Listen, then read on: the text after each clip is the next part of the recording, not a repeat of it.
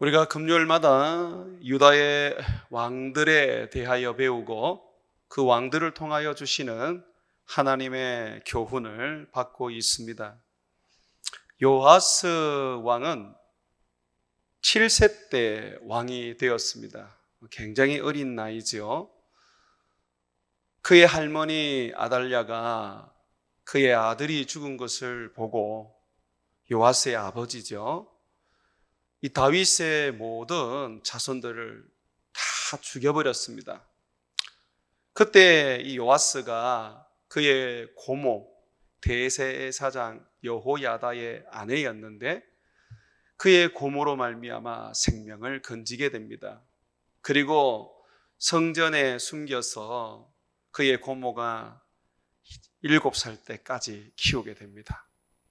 그리고 7살이 되었을 때에 그의 남편 대제사장 여호야다와 함께 이제 아달랴를 몰아내고 요아스를 왕으로 세우게 되지요.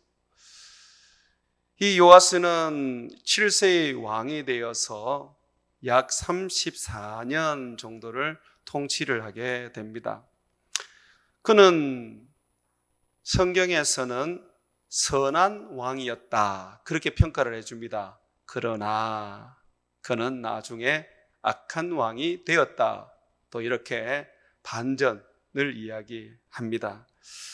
요야다, 이 대제사장이 죽기 전까지 자기를 왕으로 세웠던 이 고모부 요야다가 죽기 전까지는 요아를 섬겼고, 또 요야다의 가르침을 받아서 하나님의 뜻을 행하였습니다. 그런데 여호야다가 죽고 난 다음에 돌변을 해서 갑자기 하나님을 버리고 아세라 목상을 섬기고 우상들을 섬기기 시작했습니다. 물론 여호야다가 죽고 난 다음에 유다의 방백들이 이 요아스를 미혹시켰죠. 꾀었죠. 우상을 숭배하자고.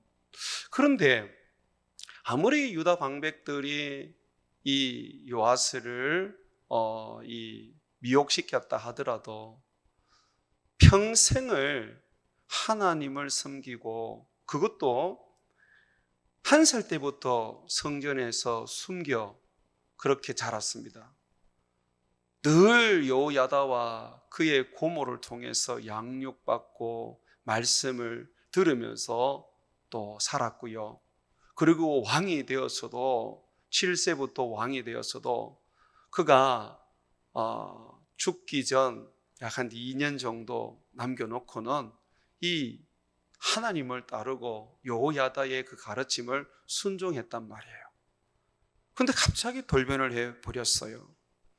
그래서 하나님께서 이 여호야다와 그를 따르는 유다 백성들을 돌이키게 하려고 선지자들을 보내어서 하나님께서 돌아오라고 말씀을 하셨습니다. 그런데 여호야다가 선지자의 말을 듣지 아니하고 그 악한 길로 그대로 가는 거예요. 그래서 하나님께서 그를 길러주었고 그를 왕으로 세웠던 아버지와 같은, 그러면서도 영적 지도자인 이 여호야다의 아들을 하나님께서 성령으로 감동시켜서 여호야다에게 예언하게 했습니다. 이 여호야다의 아들은 선지자가 아니었던 것 같아요. 그런데 하나님께서 이 요아스를 회개시키고 돌이키게 하려고 성령을 그 여호야다의 아들 스가랴에게 부어주신 것입니다. 그래서 이 여호야다의 아들 스가랴가 예언을 하면서 주님께로 돌아오라고, 그렇지 않으면 너희들이 멸망할 것이라고 그렇게 이제 예언을 합니다. 그런데 여호야다가 듣지 아니하고 결국은 성전에서 돌로 쳐 죽이게 됩니다. 어떻게 이렇게 악하여질 수 있을까? 태어나자마자 얼마 되지 않은 그때부터 대제사장의 손에서 길러졌는데 성전에서 숨어 살았지만 하나님을 한 번도 떠나지 않는 그런 환경 속에서 살아왔는데 나이가 40 가까이 되어서 여호야다가 죽었어요. 34년간 왕으로 살아갈 때 끊임없이 이 여호야다가 가르쳐 주고 하나님의 그 뜻이 무엇인지 말하면서 그렇게 하나님 앞에 선하게 살게 했는데 어떻게 이렇게 갑자기 바뀌는지 참으로 참 아이러니한 부분이 아닐 수가 없습니다. 그래서 하나님은 선지자들에게 말한 대로 또 스가랴 여호야다의 아들에게 예언하신 대로 결국 이스라엘을 이 유다를 징계하셨어요.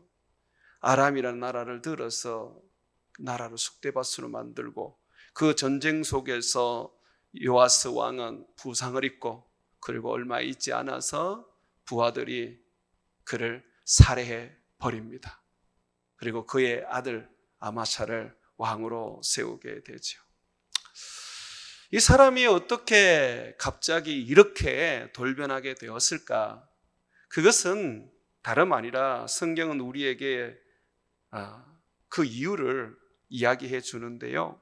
바로 사람을 의존하는 신앙이었기 때문에 그렇습니다. 하나님을 의존하지 아니하고 하나님의 말씀을 붙잡고 그 말씀을 의존하지 아니하고 사람을 의존한 거예요.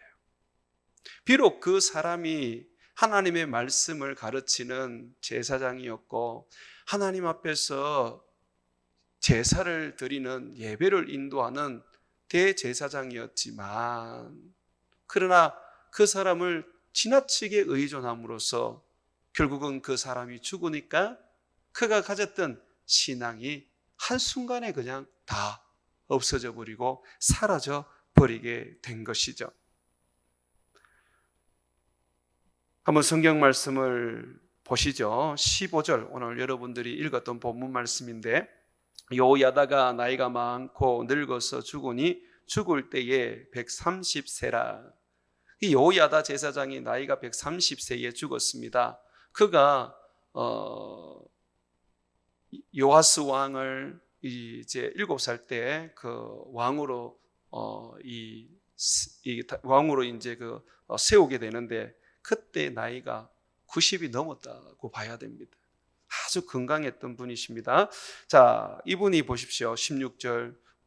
자, 죽음의 무리가 다윗성 여러 왕의 묘실 중에 장사였으니 이는 그가 이스라엘 하나님과 그의 성전에 대하여 선을 행하였습니다. 그죠? 자, 이 사람이 왕의 묘실에 묻혔습니다. 오직 왕들만 묻힐 수 있는 묘실에 이 대제사장으로서 그가 이 특혜를 받은 것입니다. 왕들 중에서도 악을 행하면 다윗성에는 장사를 내지만 왕의 묘실에는 묻힐 수가 없습니다. 요아스는 왕의 묘실에 묻히지 못했습니다. 악을 행했기 때문에 그렇습니다. 자, 그런데 이 사람은 보면 얼마나 백성들이 존경했는지 또 영향력이 있었는지 이 사람이 왕들이 들어가는 묘실에 거기에 들어가게 되었었지요.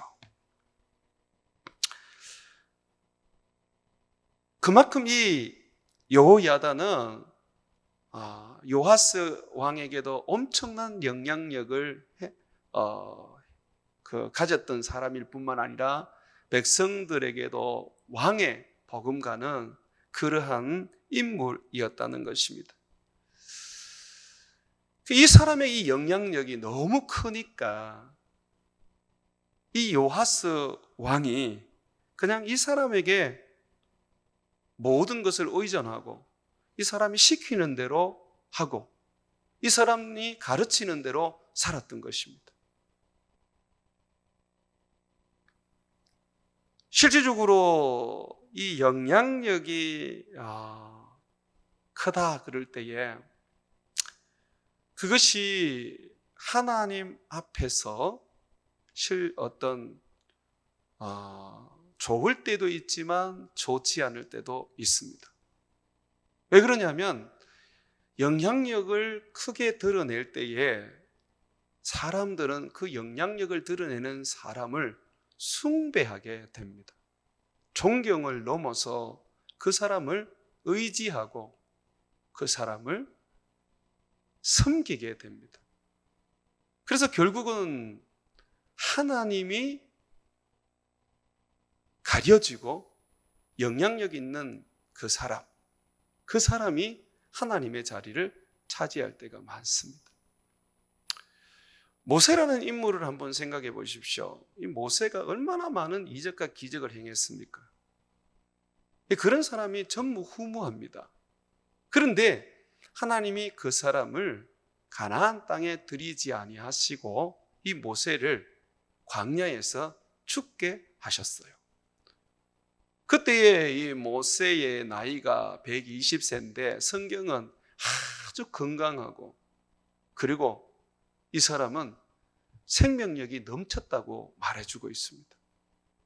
눈이 있잖아요. 흐리지 아니하고 젊은이처럼 그렇게 밝고 그렇게 건강했었어요. 그런데 하나님께서 그를 가나안 땅에 못 들어가게 했고요. 그리고 그가 죽을 때 아무도 못 보게 했고, 그리고 그 시체도 찾지 못하도록 숨겨버리셨어요.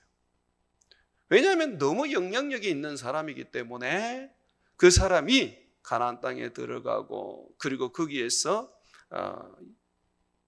이스라엘 백성들에게 자유를 주고 나라를 세우는 일들까지 하게 되면 백성들에게는 하나님은 안 계시고 하나님이 사용한 종 모세만 나타나게 되는 것이죠.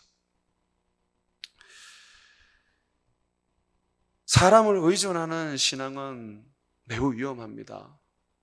왜냐하면 하나님이 가려지기 때문에 그렇습니다. 하나님이 가려지면 결국 그 사람이 죽으면 우리의 신앙도 물거품처럼 사라지게 되는 것이죠. 그래서 하나님께서는 세상에 올 예수 그리스도를 보여주는 왕을 세울 때 그 왕들에게 항상 하나님의 말씀을 곁에 두고 그것을 읽고 그것을 묵상하고 그것을 배우며 그것을 따라 살게 하셨습니다. 하나님께서 선지자도 보내시고 또는 여러 어떤 주의 신실한 종들을 왕들에게 붙입니다. 그럼에도 불구하고 주님은 그 선지자 그리고 그 신실한 주님의 종들, 그 신하에 의존하지 못하게 하셨습니다. 그의 곁에는 사람이 아닌 하나님의 말씀을 두게 하셨습니다. 신명기 17장 18절에서 20절에 보게 되면 바로 이 모세가 이 이야기를 하는데, 모세는요 하나님의 말씀을 이렇게 전합니다. 왕들 곁에는 이 병거를 모는 말들, 이 전쟁에 사용되는 말들을 많이 두지 말고, 아내도 많이 두지 말고, 은금도 많이 두지 마라. 이 왕들에게는 이런 것들을 가까이 두면 안 된대요. 그러면서 뭐라 그러냐면, 그가 왕위에 오르거든 이 율법서의 등사본을 레위 사람 제사장 앞에서 책에 기록하여 평생에 자기 옆에 두고 읽어 그의 하나님 여호와 경외하기를 배우며 그 율법의 모든 말과 그 규례를 지켜 행할 것이라. 평생에 여호와의 말씀을 곁에 두고 그것을 읽고 여호와를 경외하고 또 그 말씀대로 지켜 행하게 하라 그럽니다. 자, 그리하면 그의 마음이 그의 형제 위에 교만하지 아니하고, 자, 이게 하나님의 말씀을 가까이 하는 축복입니다. 우리가 하나님의 말씀을 가까이 해야 되는 이유가 여기에 있는 것입니다. 어떻게 됩니까? 그의 마음이 그의 형제 위에 교만하지 아니하고, 이 형제는 누굽니까? 백성들입니다. 여러분, 왕도요 사람이에요. 하나님의 자녀로서 백성들과 동일한 존재입니다. 다만 예수 그리스도 세상에 오시는 우리의 왕을 알려주고 보여주고 계시하기 위해서 이스라엘 가운데 왕이 되었을 뿐입니다. 그래서 말씀을 가까이 하게 되면, 그 말씀을 읽고 행하게 되면 그의 형제 위에 그들이 교만하지 아니하고 이 명령에서 떠나 좌우로나 우로나 치우치지 아니하리니 이스라엘 중에서 그와 그의 자손이 왕위에 있는 날이 장구하리라. 겸손한 왕이 되어서 아주 오랫동안 그렇게 백성을 섬기게 할 것이라 그렇게 말하고 있어요.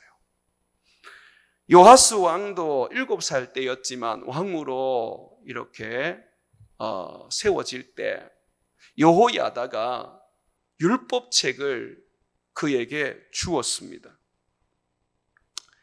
이 역대하 23장 11절에 보게 되면 그 내용이 나오는데, 그리고 왕이 되는 모든 사람들은 율법을 가져요. 미국이라는 나라가 그 전통을 따라서 대통령이 되면 성경을 두고 그 위에 선서를 합니다. 그러니까 이스라엘의 하나님께서 모세를 통해서 왕이 되는 사람은 누구나 자기 곁에 항상 성경을 두고 읽으라고 말한 것처럼 이 미국의 대통령들도 그렇게 그걸 따라 해요. 따라하면 뭐합니까? 말씀대로 살지 않고 그냥 성경은 그저 장식품에 불과할 뿐이죠. 성경은 위에 손을 얹고 맹세하라고 있는 게 아니고요. 이 말씀은 읽고 내 삶의 빛으로 삼고 내 인생의 길잡이로 삼으라고 주시는 겁니다. 이 말씀은요, 내가 임금이 되었고 대통령이 되었다는 것을 사람들에게 과시하는 게 아니고 하나님을 경외할 것이며 하나님 말씀대로 백성들을 섬기겠다는 그러한 신앙의 고백입니다. 근데 그렇게 하지 않죠. 요야다가 성경책을 주었지만 그러나 요아스는 그 말씀을 배우지 않았던 것 같아요. 만약에 그가 말씀을 배웠다면 오늘 성경에 신명기의 17장 18절과 20절에 나온 것처럼 그 성경을 읽고 그 성경을 옆에 두고 그것을 지켜 행하였다면 여호와를 떠날 일이 없습니다. 그냥 왕의 보좌 옆에 그냥 장식품으로 성경을 두고 던 거죠. 이 여호야다가 굉장히 영향력이 있는 사람이다 보니까 이 요하스가 자기 곁에 있는 성경 말씀보다 이 여호야다 제사장의 말을 따르고 그의 가르침 속에서 살았던 것이죠. 그러면 이 여호야다의 제사장이 정말 신앙에 있어서 아주 뛰어난 인물이고 정말 그 사람에게서 배우는 것이 성경에 나와 있는 그런 하나님이 원하는 삶이라면 아마 이 요아스 왕도 쉽게 하나님을 떠나지 않았을 거예요. 여호야다가 죽어도 말입니다. 그런데 이 여호야다를 보게 되면요, 제사 지내는 부분에 있어서는 정말 열심을 가지고 있는데 이 사람의 신앙이 그렇게 뛰어나다고 볼 수는 없어요. 요하스를 왕으로 세워서 하나님께서 이스라엘 가운데 말씀하셨던 다윗 자손의 이 왕위를 이어가는 것은 정말 하나님 앞에 충성된 일이고 헌신이고 놀라운 부분입니다만은 그렇다고 해서 그 하나가 그 사람의 신앙을 전부 다 좋은 것으로 평가할 수는 없어요. 왜냐하면 이 여호야다는 제사장으로 있으면서도 불구하고 누구보다 성경을 잘 아는 사람인데도 불구하고 요아스 왕에게 아내 둘을 결혼시켜 주었어요. 왕이 지가 결혼한다면 몰라도 제사장이 이 왕을 장가를 보낼 때에 자기가 지금 이 아내를 둘을 붙여준 거란 말이죠. 성경에는 그렇게 못하게 합니다. 뿐만 아니라 산당에 이 우상을 만들어 놓고 사람들이 섬겼는데, 이 여호야다가 왕의 버금가는 그런 권력을 가지고 왕으로 움직이는 사람인데도 불구하고 그 산당을 그대로 내버려 둡니다. 제거하지를 않아요. 성전이 회파되었지만은 제사는 지내지만 그 성전을 쉽게 수리하지를 않습니다. 나중에 이제 수리하게 되지만은, 그러나 그의 모든 어떤 삶을 볼 때에 어떤 부분에서는 신앙적인 그런 훌륭한 면이 있지만, 그러나 어떤 부분에서는 신앙이 아주 좋지 않는 면이 많습니다. 그러면 이 요아스가 말씀을 따라서 살지 아니하고 말씀을 배우지 않고 여호야다의 그 신앙을 본받고 그 삶을 본받으면 좋은 거는 따르지만은 좋지 않는 것도 따르게 된단 말입니다. 사람으로서 온전한 신앙생활을 할 수 있는 사람이 잘 없습니다. 성령을 받고 성령으로 살아가지만, 그러나 우리들은 연약한 부분이 많습니다.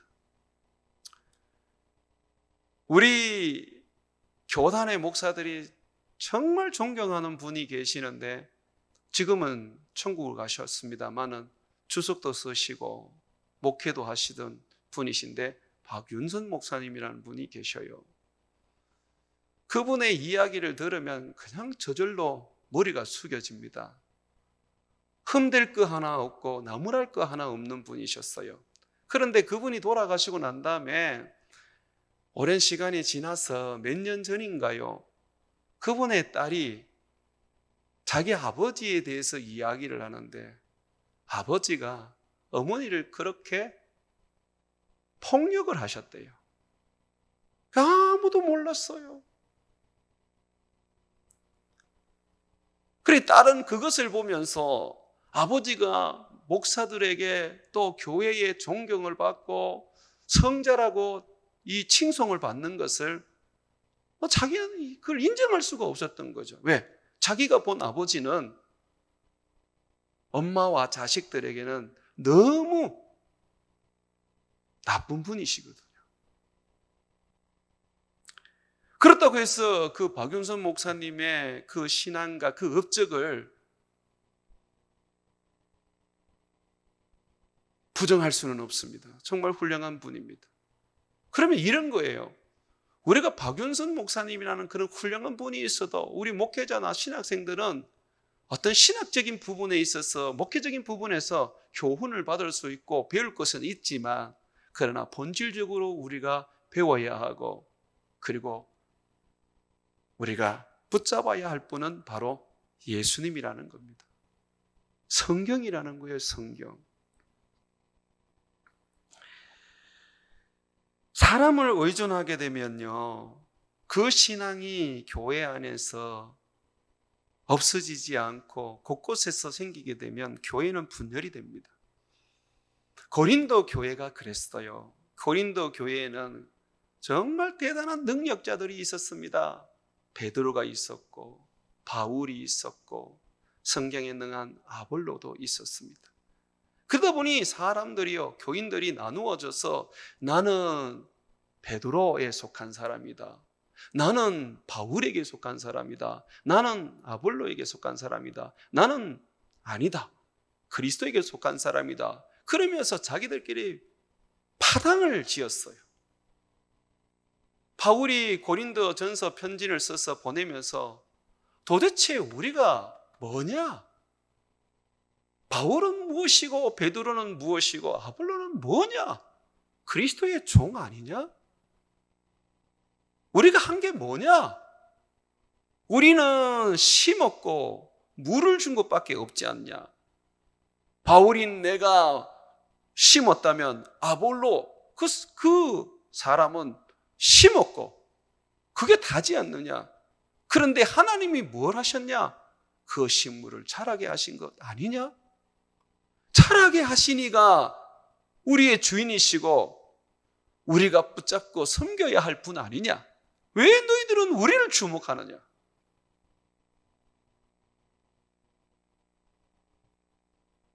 바울은 고린도 교회에 또 말하기를 너희가 신앙이라는 것을 건축으로 비유한다면 이 바울이 내가 하는 것은 터만 닦아두는 것밖에 없다. 그 터 위에 건축을 하는 것은 너희가 해야 되는 것이다. 그래서 바울은요, 우리는 주의 종이라고 그러고 주의 봉사자라고 그러고 주의 백성을 섬기는 자라고 얘기했어요. 여러분, 주의 종이라는 것은 말 그대로 주인이신 주님을 위하여 일하는 일꾼입니다. 그런데 그 종이 어느 날부터 교회 안에서는 얼마나 높은 자리가 되어버렸는지, 그냥 종이라고 말도 못해서 주의 종님들 이렇게 부릅니다. 도대체 주인보다 종이 높아지는 곳이 어디에 있습니까? 주의 종들은요, 주의 일만 하면 그냥 사라져야 돼요. 이디오피아 내시가 예루살렘에 와서 예배를 드리고 내려가다가 성경을 읽었습니다. 그런데 이 성경을 못 깨닫는 거예요. 이사야서에 있는 내용인데, 그때에 성령님께서 필립 집사를 들어서 이제 공간을 이동시켜서 그 이디오피아 내시 그 사람의 곁에 보내시는 거예요. 그리고 이 빌립을 통해서 그것을 설명하게 해줍니다. 그 예수님에 관한 이야기였어요. 빌립의 그 설교를 듣고 성경 해석을 듣고 이 이디오피아 내시아가 가던 길을 멈추고, 나 세례받겠다고. 내가 세례받는데 뭐 문제가 있겠느냐? 나는 오늘 이 말씀을 깨달았고 이제 예수님을 영접하겠다고. 그러는 거예요. 그래서 빌립이 세례를 줬어요. 그러고 난 다음에 성경이 뭐라 그러냐면 그 자리에서 성령이 빌립을 옮기십니다. 그게 사람이 하는 일입니다. 주의 일꾼들이 하는 일입니다. 다만 우리가 그 주의 일꾼들을 사랑하고 존경하고 좋은 것을 같이 나누고 기도해 줌으로써 우리는 우리의 섬김을 함께 하면 되는 것입니다. 그 이상은 아니에요. 예수님께서는 우리 모두는 다 형제요 자매라고 하셨습니다. 심지어 바리새인들 중에 랍비라고 선생이라고 칭함받는 것도 예수님께서는 싫어하시고 경계하셨습니다. 마태복음 23장 8절과 12절에 보게 되면 너희는 랍비라 선생이라 칭함을 받지 말라. 너희 선생은 하나요 너희는 다 형제니라. 땅에 있는 자는 아버지라 하지 말라. 너희의 아버지는 한 분이시니 곧 하늘에 계신 이시니라. 또한 지도자라 칭함을 받지 말라. 너희의 지도자는 한 분이시요 곧 그리스도시니라. 너희 중에 큰 자는 너희를 섬기는 자가 되어야 하리라. 예수님께서는 정말 하나님의 사람들이 백성의 지도자로 왕이 되든 선지자가 되어 말씀을 예언하든 제사장이 되어 백성들의 예배를 인도하든 그들은 그저 섬기는 자이고 주님께로 인도하는 중매쟁이일 뿐이고 주의 백성들을 양육하는 유모에 불과하다고 말하는 것입니다.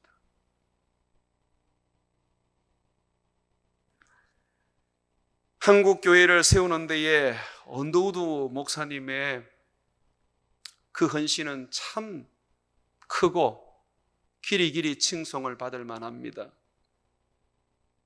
평양의 교회들이 약 한 100년 전이죠.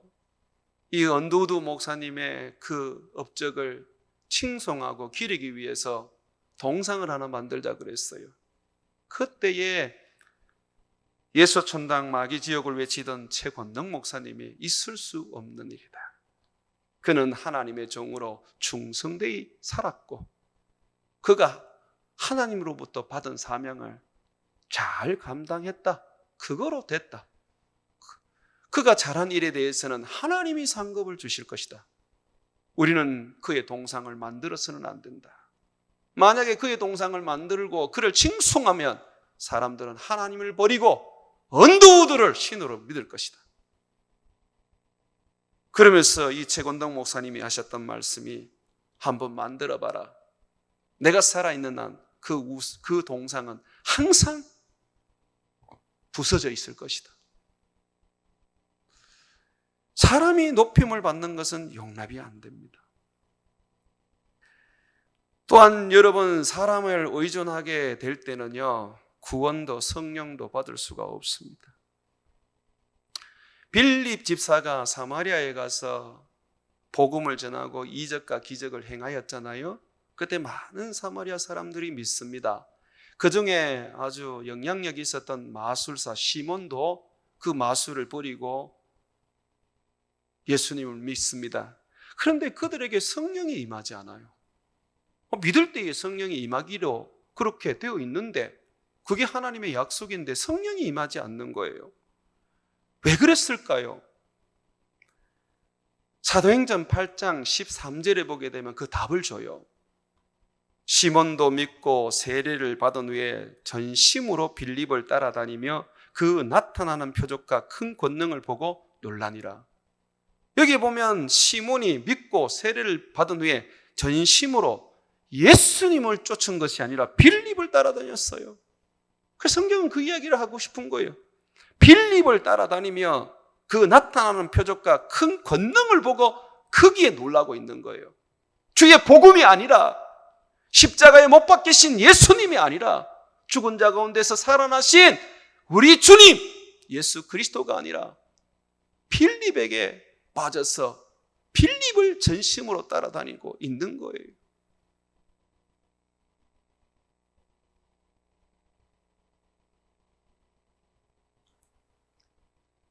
바리새인들과 서기관들이 예수님을 믿지 못했던 결정적인 이유가 있습니다.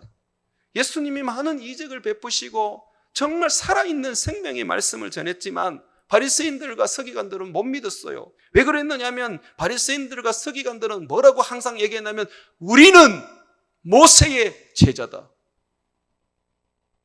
항상 모세에게 매여 있었고 모세의 그 추종자들이었습니다. 모세는 누굽니까? 하나님의 종에 불과하잖아요. 예수님은 누굽니까? 하나님입니다. 하나님의 아들입니다. 모세가 뭐라 그랬습니까? 내 뒤에 나와 같은 선지자 한 분이 올 것이다. 너는 그의 말을 들어라. 너희가 내 말을 듣지 않은 것처럼 해서는 안 된다. 만약에 그의 말을 듣지 않으면 너희는 다 멸망하게 될 것이다. 그렇게 모세가 예언했지만은 바리새인들과 서기관들은 모세를 스승으로 모시고 그들의 제자라는 것을 그들이 붙잡고 있었기 때문에 결국 예수님이 그들 속에 들어갈 자리가 없었습니다.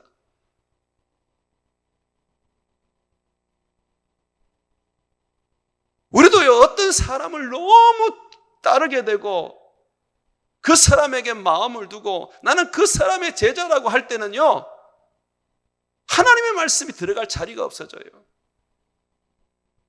하나님이 우리 가운데서 임재하셔서 은혜를 주고 싶어도 줄 수가 없어요.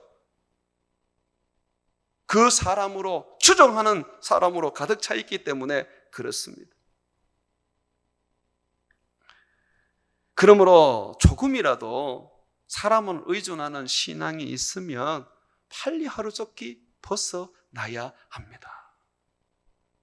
존경할 수는 있고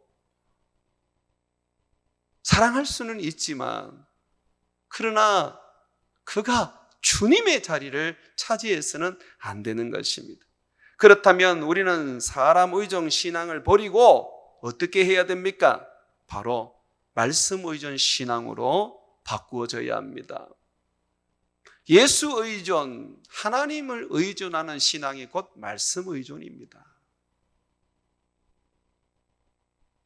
예수님께서는 우리들에게 말씀으로 임하셨고요, 우리들에게 말씀을 남겨주고 가셨습니다. 그래서 우리가 말씀을 붙잡는 것, 말씀을 의존하는 것이 바로 하나님을 의존하는 것입니다. 왕들 옆에 율법책을 등사하여서 영원히 그 곁에 두고 항상 그것을 읽고 그 말씀을 지켜 행하라고 하나님이 모세를 통해서 말했던 것처럼 우리 주님은 우리들에게 이 66권의 성경을 주시고 가셨습니다. 이 말씀에 우리 인생을 걸어야 하는 거예요. 그것이 바로 우리 신앙이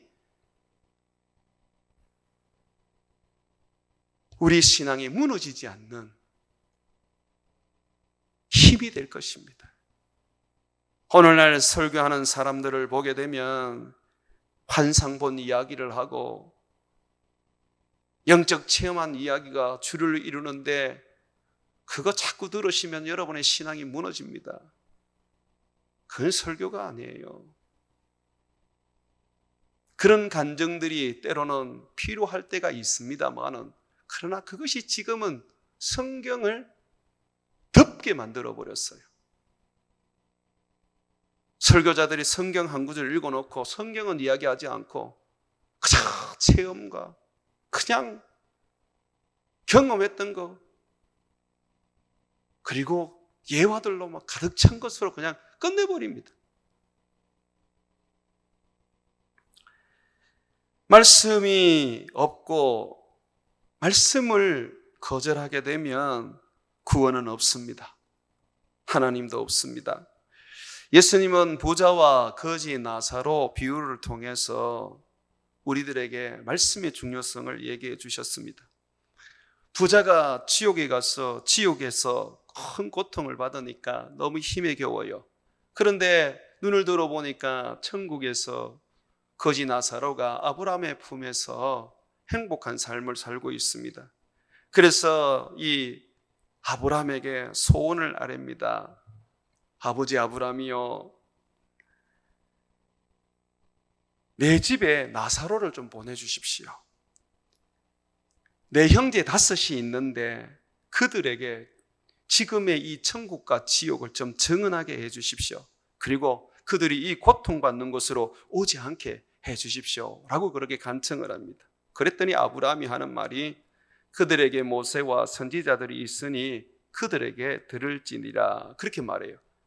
그런데 부자가 아닙니다, 그렇지 않습니다. 아버지 아브라함이요, 만일 죽은 자에게서 그들에게 가는 자가 있으면 회개할 것입니다. 죽은 자가 살아나가지고 그들에게 간다면 그들은 그 기적을 보고 회개할 것입니다. 그거 상당히 일리 있는 이야기잖아요. 그런데 아브라함이 뭐라 그러냐면 이렇게 말합니다. 단호하게 말합니다. 모세와 선지자들에게 듣지 아니하면 비록 죽은 자 가운데서 살아나는 자가 있을지라도 권함을 받지 아니하리라. 말씀을 안 듣는 사람이 어떤 기적과 능력을 본다고 해서 믿을 것 같으냐? 착각하지 마라. 말씀을 듣고 말씀으로 구원을 이룬다고 말씀하고 있어요.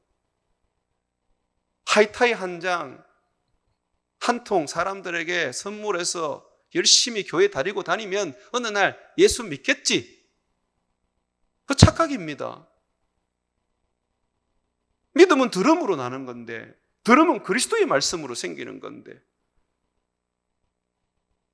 교회에 와서 말씀을 들어야 됩니다. 우리 아이들 부지런히 예배당 끌고 오면 되겠지. 근데 와가지고 늘 엎드려 자고 있으면 그 아이에게 무슨 믿음이 들어가겠습니까? 믿음은 들음으로 말미암아 생기는 건데, 아브라함이 말한 것처럼 모세와 선지자들의 말을 듣지 않으면 죽은 자가 살아나도 의미가 없다는 것을 말하고 있는데 말입니다. 예수님께서는 서기관과 바리새인들을 정말 엄하게 질타를 하셨습니다. 화 있을진저, 그렇게 예수님은 독설을 쏟아내셨습니다. 그런데요, 예수님께서 제자들에게 뭐라고 말씀하시느냐면 그들의 교훈은 조심해라. 이 교훈이라는 건 뭐냐면 말은 해놓고 안 지키는 삶입니다. 그거는 너희들이 따르지 마라. 그러면서 그러나 무엇이든 그들이 말하는 바는 행하고 지켜라. 왜? 그것은 그들이 하나님의 말씀을 전하기 때문에 그렇다고 말합니다. 누가복음 23장 2절과 3절에 보게 되면 서기관들과 바리새인들이 모세의 자리에 앉았으니, 그죠? 모세의 말씀을 전하는 자리에 앉았으니 그러므로 무엇이든지 그들이 말하는 바는 행하고 지키되 그들이 하는 행위는 본받지 말라. 그들은 말만 하고 행하지 아니하니라.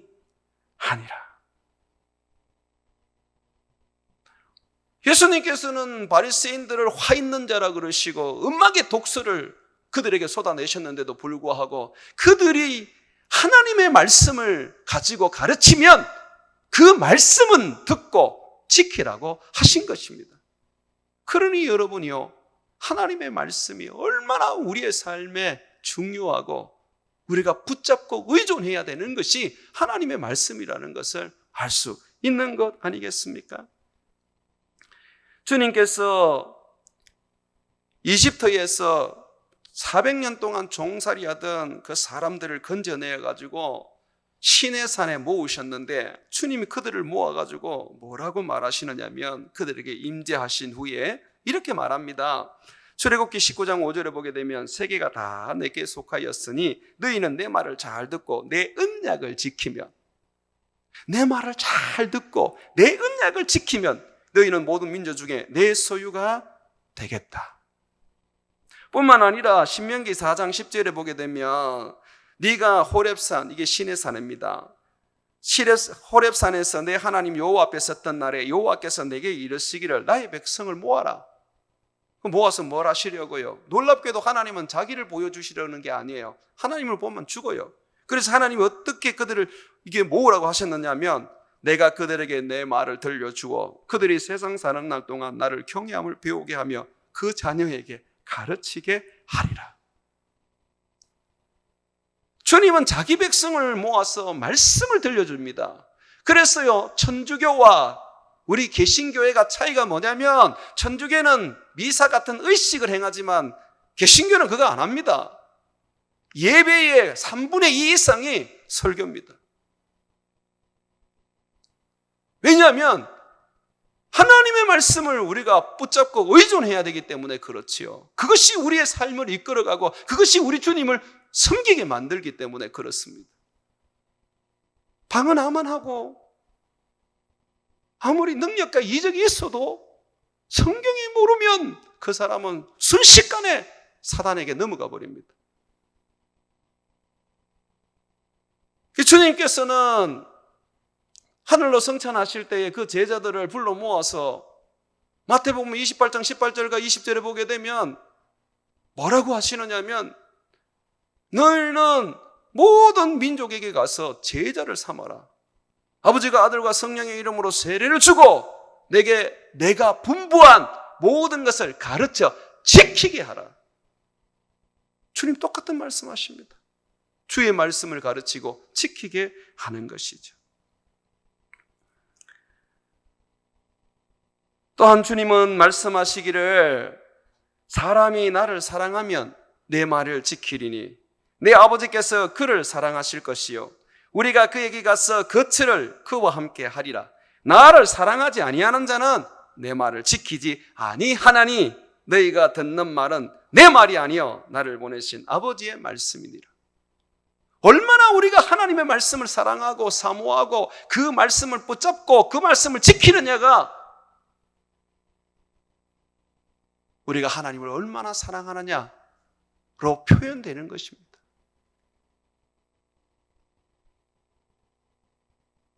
열심히 예배당 마당을 밟아도 하나님의 말씀을 등한히 여긴다면, 하나님의 말씀에 목숨을 걸지 않는다면 우리는 주님 사랑하는 게 아닙니다.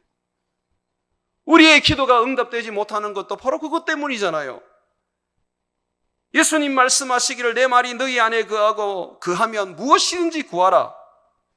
무엇이든지 원하는 대로 구하라. 그리하면 이루리라. 그리 말씀하셨지 않습니까?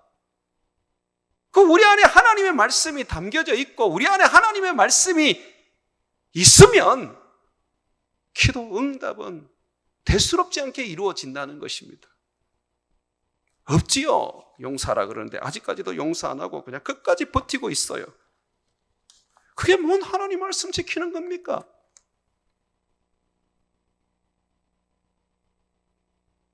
용서하라 그러면 조건이 없어요. 그냥 용서하면 됩니다. 그게 주님 말씀 지키는 겁니다. 오른밤을 때리거든 왼밤 돌려대라 그러면 그래 살아야 되는 거예요. 이유가 없는 것입니다. 왜냐하면 우리 주님이 우리를 위하여 십자가에 죽으셨기 때문입니다.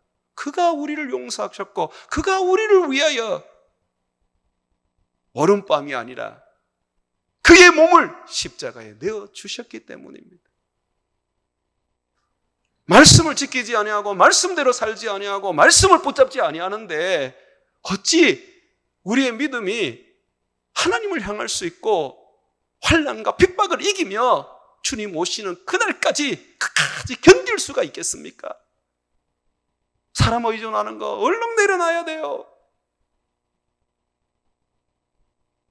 내 사상과 내 생각 얼른 내려놔야 됩니다.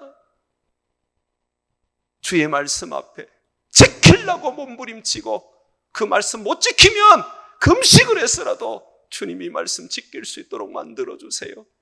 내가 주님 사랑하기를 원합니다. 이 말씀 지키게 해주세요. 라고 해야 되는 거예요. 하지 말라면 하지 마십시오. 하라면 하십시오. 주님이 우리에게 말씀하시는 대로 그 말씀을 의존하고 그 말씀을 붙잡고 사십시오. 그러면 우리 주님께서 여러분을 존귀하게 여기시고 주님 오시는 그날의 재림 때에 여러분의 그 수고와 헌신을 갚아주시고 높이 들어 왕같은 제사장으로 살게 해 주실 것입니다. 말씀은 듣는 것으로 끝나지 않고 가슴에 반드시 담고 새겨서 그 말씀 의존하고 그 말씀 붙잡고 가는 삶이 되어야 하는 것입니다. 사랑하는 여러분, 사람 의존하는 거 얼른 버리시고 목사 의존하는 것도 버리시고 신비로운 은사를 가진 사람도 의존하는 거 버리시고 옆에 성경을 두고 하나님 말씀을 두고 하나님의 말씀에 여러분들이 목숨을 거는 저와 여러분이 되시기를 주의 이름으로 축원을 드립니다.